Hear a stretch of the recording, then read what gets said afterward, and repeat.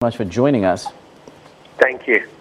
Now, we had incidents, especially in the beaches around Port Elizabeth. We've had an incident where a father and a son, a 14-year-old son, have gone missing. The beaches around this time are going to be flooded with people. What are your, what measures do you have in place to assist people so that there are none of these incidents taking place? Yeah, so lifeguards are deployed to beaches around the country, and then obviously the NSRI.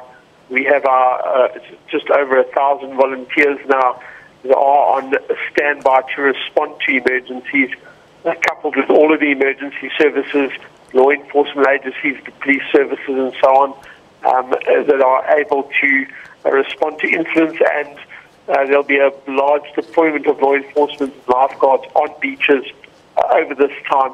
We're urging the public, if you're going to go swimming at a beach, go and swim only at a beach where the lifeguards are on duty. They're there for your safety.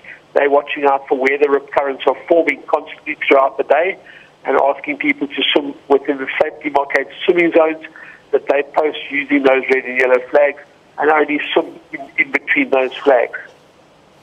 Now, there are rip currents that are being reported. How do people handle, how do people handle the situation when they get into the water and then they're caught up in such a current? So rip current is very difficult to notice unless you know what you're looking for. So we would urge people, first of all, before you even go to the beach, find out as much as you can about the environment that you're going to. You can go to our webpage at www.nsri.org.za, and there are diagrams and illustrations of what rip currents look like. If you're caught in a rip current, you'll know that you're in the rip current because you're being swept out to sea faster than what you can get back to shore.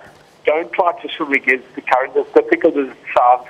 Let the current take you out to sea. Simply stay afloat using your arms and legs in circular movements, which is treading water. Obviously shout for help so that people on the beach can call the lifeguards. If there are no lifeguards at that particular beach, they can call the NSRI on the national emergency number 112, and we'll respond. Don't panic. Simply stay afloat. At your first opportunity, swim parallel to the beachfront until you're free of the rip current, and then use the waves to come back to shore.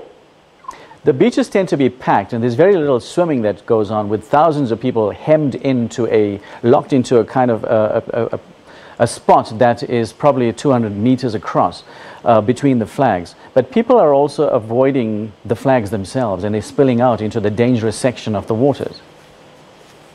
Correct. So the onus of safety is understandably on the individual themselves. The flags are there for a reason. The lifeguards are looking at that particular area for a reason, because they know they're looking out. Obviously, rip currents form at different places constantly throughout the day. The lifeguards are looking after the rip currents, but understandably, people will still go and swim where there are no lifeguards.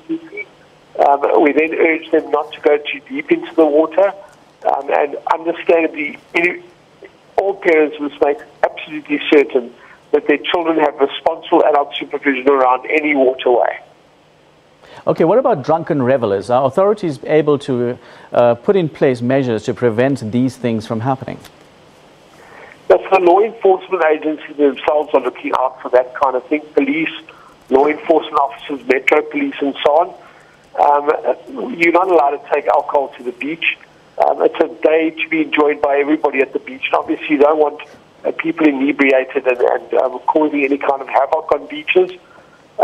So we urge people not to drink if you're on the beach, but also if you get into difficulty and you've been drinking alcohol, your senses are going to be slowed, and you've got less chance of survival if you get into difficulty in the water.